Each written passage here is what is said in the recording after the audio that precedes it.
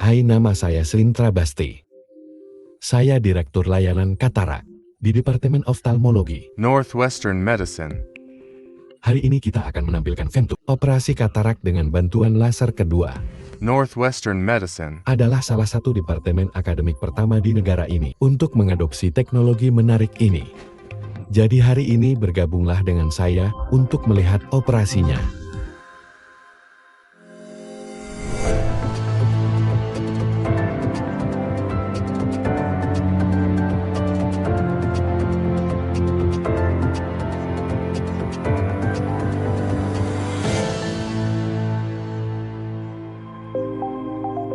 Prosedur hari ini diperkirakan akan membawa kita kurang dari 1 jam. Bagian pertama dilakukan dengan laser femme kedua, di mana pasien sangat terjaga, tapi mata dibius sepenuhnya. Dan bagian kedua dari operasi dilakukan ruang operasi, dan itu diperkirakan memakan waktu sekitar 30 menit. Jadi laser mengambil gambar mata, dan kemudian mengambil potongan melintang mata, dan pengukuran yang diizinkan untuk memprogram laser, sehingga dapat melakukan langkah pembedahan secara akurat. Laser baru saja membuka katarak, dan sekarang kataraknya terbagi menjadi 6 bagian.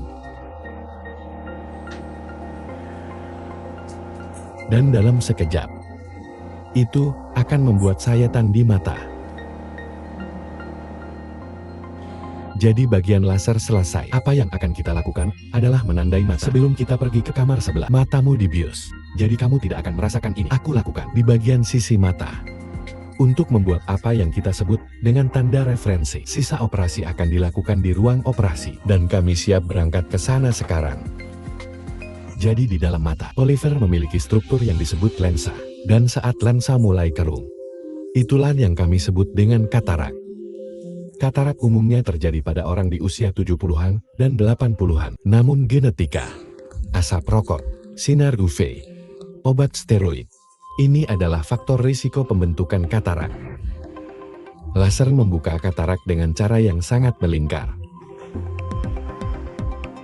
Dan saya hanya memindahkan kataraknya, dan itu membuat pengangkatan katarak menjadi lebih mudah bagi kami.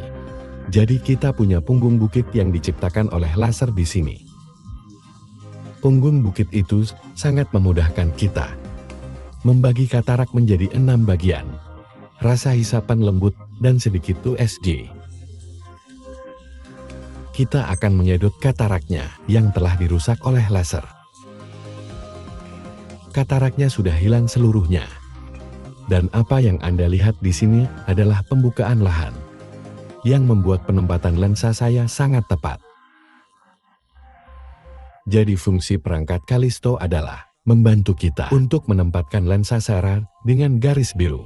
Saya hanya akan menjadikan apa yang kita sebut sebagai tanda referensi yang dapat saya gunakan saat saya benar-benar menyukai lensanya. Lensanya terbuat dari bahan yang disebut akrilik, dan akrilik telah diamati pada mata manusia selama lebih dari 70 tahun sekarang. Jadi itu akan tetap terlihat di mata manusia untuk seumur hidup manusia. Sebagian dari kita melihatnya sebagai warisan yang benar-benar kita tinggalkan dari apa yang kita lakukan untuk dinikmati pasien seumur hidupnya. Katarak memiliki lapisan terluar yang disebut kapsul. Dan lensa buatan sebenarnya akan kembali di dalam kapsul. Jadi intinya, lensa berada di lokasi yang sama di mana kataraknya berada. Kami menggunakan sistem panduan interpretatif ini di sini untuk menyelaraskan lensa dengan sempurna pada 3 titik, menunjukkan di mana koreksi astigmatik berada, selaras dan tumpang tindih dengan baik. Garis biru yang dibuat oleh perangkat Callisto. Kita sekarang akan memeriksa semua sayatan. Pastikan matanya seperti yang kita inginkan dengan jaringan tampak fisiologis. Dan juga sayatannya terlihat sangat kuat. Setelah prosedur bedah, mata terasa sedikit gatal dan berkaca-kaca. Mungkin selama beberapa hari, pasien mengalami peningkatan kemampuan melihat di hari pertama. Dan detail objek dan penglihatan berkualitas tinggi dipulihkan pada tahap pertama, 1 hingga 3 minggu setelah prosedur pembedahan. Jadi kami berharap pasien bisa sembuh dengan baik.